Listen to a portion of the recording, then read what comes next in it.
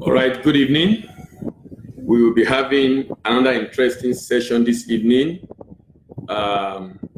discussing a new topic. And the topic is the A to Z of export business financing. And this is not just for individuals that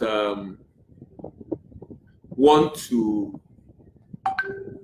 get funding from the bank, also for individuals that want to get funding from a friend, or if you are the one that want to finance yourself, maybe someone brought an export transaction to you and you would like to finance that export transaction.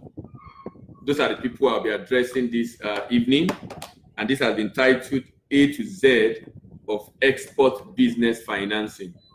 A to Z of export business financing. George Aifuwa, thank you very much for joining. Hannah Ekundayo, thank you very much for joining. Uchechuku Azi, thank you very much for joining us this evening. We'll be starting right away, A to Z of export business financing. Now, the first thing we'll be looking at is application.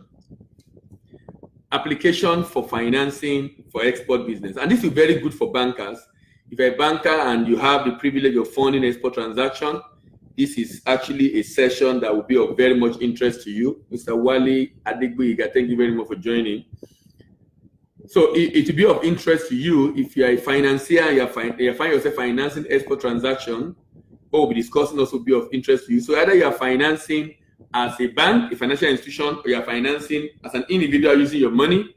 This session we are discussing this evening will definitely be of interest to you. Will definitely be of interest to you. Now, the first thing we'll be looking at is the application for the facility.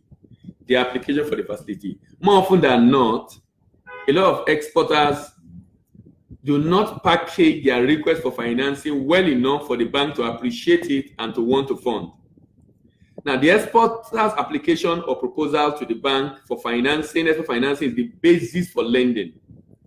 Therefore, it should be very comprehensive enough for the banker to make an informed decision. It should be very comprehensive enough for the banker to make an informed decision. So the banker should not have a reason to doubt what you are presenting. If you are going to a friend also to raise money, they should not have a reason to doubt. You should be able to make the request that clear every doubt. That clear every doubt. In fact, it is very important for an exporter to be very detailed in his proposal to the bank in order to ensure that the bank is not the one reminding him of area yet uncovered. Rather, he's covered almost every area and the bank does not really have anything. Unless the bank is not financing, that's why they will not finance him. Not because he has not made a valid or good request. He has made a very, very valid request and good request. And the bank will be financing if they really want to finance. If they really want to finance. If they really want to finance. Ataimiri Moses, thank you very much for joining. The proposal must provide all the required information about the transaction and parties involved. Therefore, it should not leave the bank in doubt regarding the credibility, the companion relationship involved, the character, and the competence of the exporter. So, my proposal to the bank, my proposal to my financier, my proposal to whoever it is that is funding me should not leave them in doubt as to my credibility. Should not leave them in doubt as to the companion, the team I have working with me on the project. Should not leave them in doubt as to the character, my character, and should not leave them in doubt as to my competence. Now, if they are in doubt of any of this, remember, I'm not just talking about you raising money from the bank. I'm talking about even raising money from an investor. And we do this a lot also as a company. At Trinity Invest, we do projects, we call it aggregated export, and we raise money. We've raised a lot of money from people together We've had issue with it in the past, but we'll be able to fix most of the issues around it now, and we'll be able to reasonably raise money and do the shipment successfully. Onuche Nicholas, thank you very much for joining. Now, so what I'm trying to say in essence is the fact that you can actually raise the money conveniently without much stress if you are able to answer very critical questions. Don't leave the financier in doubt of your credibility. Don't leave the financier in doubt of the relationship you have to make it work. Don't leave the financier in doubt of your character and competence as an exporter. Generally, financing any local project and transaction involves some level of due diligence. Export financing adds a layer of complexity in the financing that makes it require some additional time to consummate it. Generally, if you are financing a local transaction, there are issues, local transaction. But when you are now doing international transaction, there is an additional level of risk that whoever is funding will need to look at very well to be sure it's not going to lose its money. This therefore means that the exporter should apply for financing well ahead of time. This is because it prevents the delay caused by bank policy and processes from affecting the transaction. So we are currently, let's come to commodity, even though our focus is not commodity, but let's come to commodity. We are currently in the cashew season. Anybody that wants to export cashew and is currently or just requesting for funding, that kind of person is a blast from the past. You can't be requesting for funding for cashew nut now when the season is almost ended. We're already in the season, so you can't be requesting for cashew funding now. That request should have been made long before now. That request should have been made. That means if I'm going to request for funding of an export project, that should be done long, way ahead. If I didn't do it way ahead, I'm joking. Why? Because if I'm talking to a financial institution, it might take them a month. Now, let me tell you the implication of that.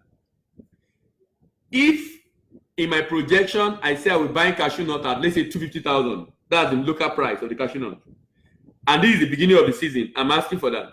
It took the bank a month to approve that loan. That's for the bank that is very fast. And now I have the money to do the project. And now I'm going to start the project in March. But commodity prices changes almost every week or every other week. So the price I'm going to be buying that commodity for export will have changed by then. What that is telling me clearly is that I must prepare way ahead. A month, 2 months ahead of the time. So that by the time the loan is approved, it's just waiting for disbursement. By the time the loan is approved already in January. So when things start in February, I'm just waiting for disbursement for me to start the project. I'm just waiting for disbursement for me to be able to start the project. Now, for example, a commodity exporter who wants to export raw cashew nut in February, like I said, when the season starts, should not be putting forward his application in February. He should have put forward the application 2 to 3 months earlier. If exporter fails to apply for facility well ahead of time of shipment and start to put the bank under pressure to speed up the process of the facility, he will be communicating a wrong message. They will think you have skeleton in your cupboard. When you put a bank under pressure, they also don't want to fund. You need to understand about a bank give a loan to you when you show them you don't need it. When you show them you don't need it, when they can see that you really are not under pressure, they will come to you. Especially when you know you can pay back. Because you're not desperate. The more you are desperate when you are looking for funding from a bank, the more they are afraid of giving you that money. Why? Desperation is sending the wrong message. But the more you are comfortable and you really can do without them, the more you can show them that you can do without them, the more they want to give you a facility. You will indirectly be telling the bank that your request is not credible, that your company is not competent to handle that transaction. This is because if indeed you have done your own work very well, you shouldn't be giving them a short time. You should have made that request well ahead because you know that this season will start. You know that the price will be changing every week. Then why don't you make the request ahead? Now, if you miss out on this small expectation, how are we sure you are not missing out on another important thing that will make this project a success? Why should we give you this money? Why? How are you going to prove that the bank, you will not lose this money? Because on something as little as preparing well ahead, you have not done well in that. As little as preparing well ahead. If you have not done well in preparing well ahead, how are we sure that you are really prepared and competent enough to handle that transaction? That is the message you are communicating to the bank. Adauku Zion, thank you very much for joining. Chima Njemanzi, thank you very much for joining. Still talking about application for export financing. In order to ensure that the bank makes your request, take your resource serious, and treat it as very, very credible and genuine, you need to make a loan request that makes sense. You know that sometimes people make a loan request that does not make any sense. People make a loan request from a bank that does not make any sense. So when you make a loan request that does not make sense, you are communicating the wrong message to the bank. When you make a loan request that does not make sense, you are communicating the wrong message to the bank. What do you mean? What do we mean when we say loan request does not make sense? A loan request makes no sense if the amount requested is more than the amount needed for the project. If you are dealing with a bank that understands the project well enough, when you make a request that does not make sense, they know. And that makes them worry that if you are making this mistake, how are we sure this guy can do this project? Also, it makes no sense if the tenor requested is short for the completion of the project. Now, look at some of the examples of requests for loan that people make that doesn't make sense. Asking for export finance facility of about 50 million naira when the total cost of the project is about 30 million naira does not make sense. That does not make sense at all. That does not make sense at all. That does not make sense at all. You're asking for a loan of 50 million. The project is costing 30 million. It doesn't make sense. What that is saying is that you are inflating what you are requesting for. And that means there might be diversion of funds. I'm telling you what you are communicating to the bank. What you are saying to the bank that you don't know. Because sometimes the bank will have to investigate your request to be sure how credible and genuine that request is. Asking for an export finance facility of 30 million without an equity contribution of 20 million when the minimum requirement for the project is 50 million does not make sense. So you have a project that will cost you about 10 million naira. You're asking the bank for a loan of 7 million. This project costs 10 million. You're asking the bank for 7 million. And you're not telling the bank you're going to bring your own 3 million as equity contribution to that project. That does not make sense at all. It doesn't make sense at all. Immediately the bank sees that, you're also communicating incompetence. You're communicating incompetence. Remember, you might also be talking to a financier, a financial institution, or an individual. You are actually communicating that you're not competent, and that will make them scared. That will make them scared. That will make them to begin to worry. Can this guy handle this transaction? Inability to be able to answer all the questions, cover almost all the areas. In fact, at least you should know more than the person that is giving money to you. You should know more than the person, such that any area he will know, you should know also. If there are areas you do not know, you are communicating the wrong message entirely. Asking for export finance facility for 60 days when the document you presented for your previous shipment evidence that this last shipment took you about 80 days to convert the cash you spent back does not make sense. When we look at the last transaction you did, your application, the application was the contract was signed on January 4th, 2018. The payment eventually came into your account April 30th, 2018. That's about 120 days. And your request, you are telling the bank you can do it in 60 days. You are not communicating the right message. The document for your previous shipment already told us how long it took you for your last shipment. So how are you now telling us that you can do it within a short time? How do you believe you that you can do it within a short time when the previous document showed that you spend more time for that transaction? That kind of request does not make sense. Asking for a pre-export finance facility and expecting the bank to bear 100% of the procurement cost and logistic cost does not make sense. A bank cannot bear 100% of the cost of your project. You can't be doing a project and expect the bank to buy 100%. The bank is expecting you to have a skin in the game. So they won't be 100%. There must be a way we will share the risk.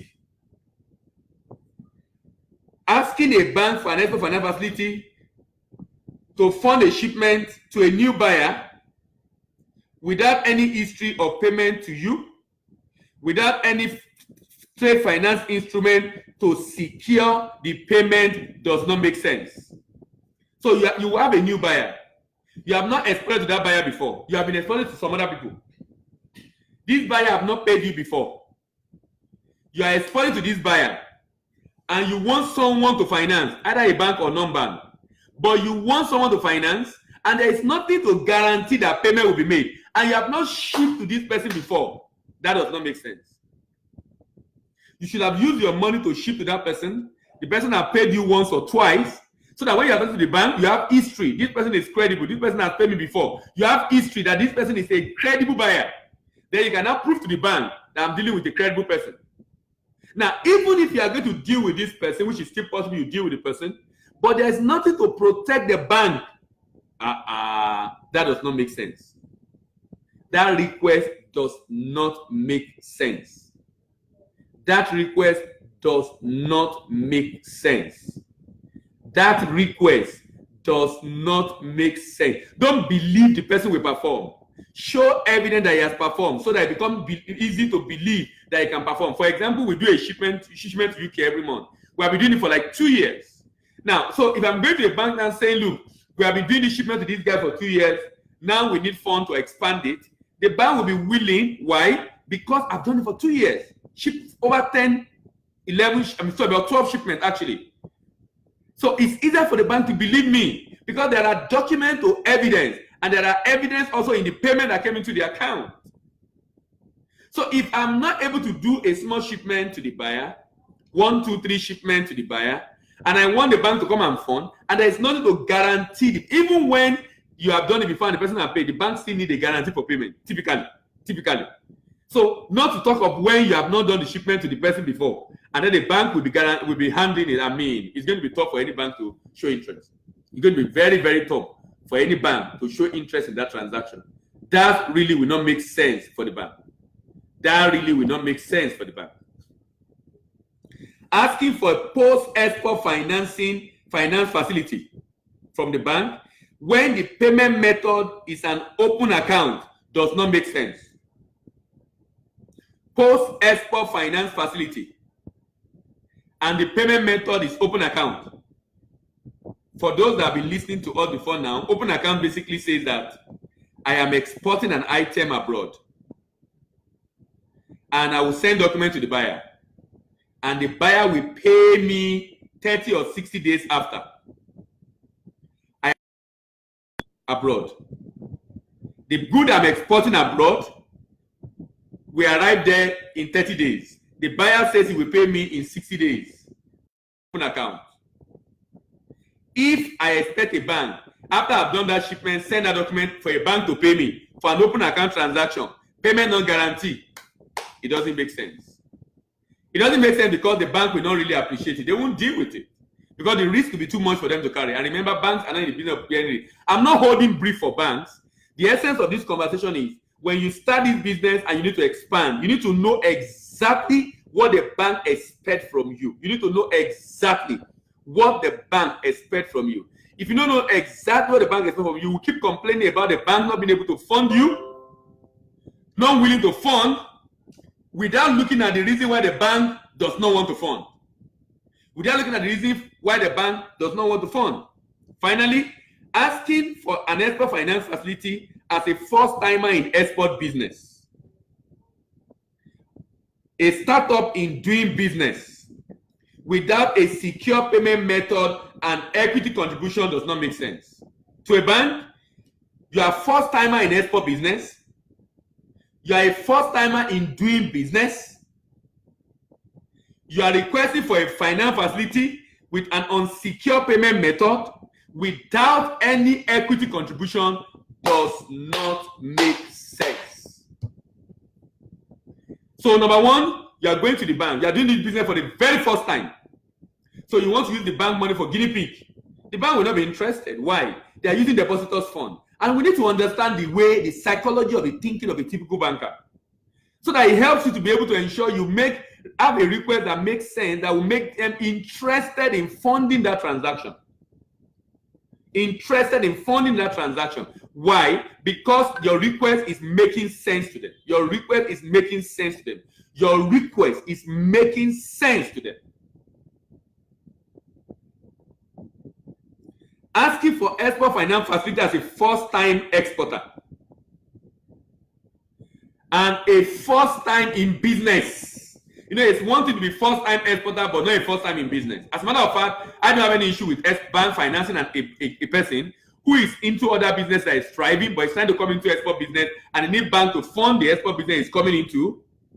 But he has another business that can actually pay back that loan if this export business does not go well. That's a better option. But you are new in export, number one. You are new in business. There's no business you are doing that is thriving, number two. You are getting a payment method that is not secure, number three. And then you are not contributing your own money in the project. My friend, it doesn't make sense. And now, some organizations can fund you. They are called government organizations, developmental banks. They give grants. They can fund. Like UWIN, they can fund. Like NPower, they can fund. But a commercial bank who is getting money from individuals, using your money and my money to fund transactions, will not be interested.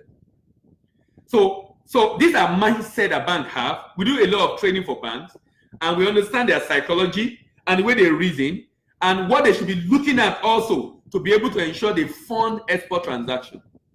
Because at the end of the day, for us at 3T Impress Trade Academy, our objective basically is to grow export in Nigeria and in Africa. So whatever information we need to put out there, both for exporter, investors, and banks, are very important for us. That's why I'm happy some bankers are here joining us. Because at the end of the day, the banker understands very well and the exporter understands very well, and both of them have a good understanding and clarity, then we don't have any issue. Because if we are going to grow trade, bank must fund. If bank is going to fund, then we must make a request to bank that makes sense. If the request you are making to bank does not make sense, the bank will not be interested. So that means I must present a bankable proposal. And I've talked about this evening some of the things that constitute a bankable proposal as far as export business is concerned. Where it's A to Z of export business, we are discussing almost everything around export financing. So you can be sure we are just on part 1, we'll probably get to about part 10 in this conversation. So we're going to be discussing a lot. So if you have friends who are bankers or individuals who give money to people that want to export, or you want to put your money in the export business, or you want to get funds from bank, all the category of people, both from the exporter to the investor to the financier themselves, this session, this training is actually for you. So I will stop here today. I believe you've learned 1 or 2 things again today. Remember, this is Import-Export Platform, Facebook Live from 3T Impress Trade Academy. We come up on weekdays, 8 a.m. in the morning. On weekday, we come up in the morning, 8 o'clock. In the evening, 6 p.m. So in the morning, 8 o'clock. In the evening, 6 p.m. 6 p.m., 8 a.m. 6 p.m., 8 a.m. 6 p.m., 8 a.m. daily. We are live online. Sometimes we come a little bit late, depending. Like this morning, we came in late because, you can imagine the traffic in Lagos. So getting to office was a bit challenging. But we'll try as much as possible. At least within that hour, please be on the lookout for the notification as it comes to you. And like I always said, try to share the message or the training to some of your colleagues and friends who might be interested. I can assure you, if you follow us through on this series, it will be a very, very interesting one for you. Thank you very much again for listening to us, connecting with us today. My name is Mendela Imibo from 3T Impress Trade Academy. Bye for now.